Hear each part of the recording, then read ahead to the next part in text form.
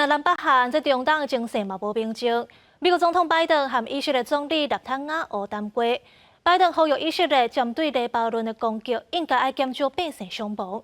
若联合国嘛提出警告，讲黎巴嫩的人道危机是真严重，应该要赶紧停战。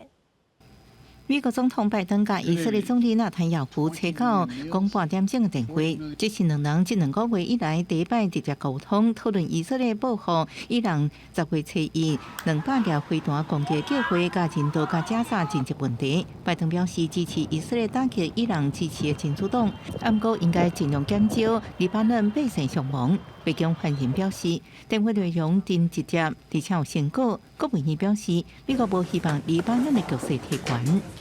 We cannot and must not see the situation in Lebanon turn into anything like the situation in Gaza.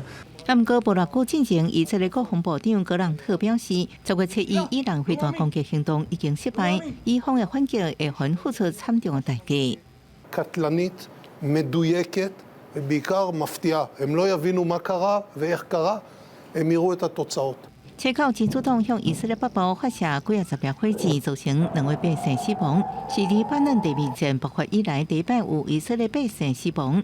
以色列对黎巴嫩南部展开地面攻击以来，已经发动1100多摆空袭，造成黎巴嫩7400多人死亡，120万人有路无处，真侪多地家庭住入贝鲁特的学校避难。联合国警告面临灾难性人道危机。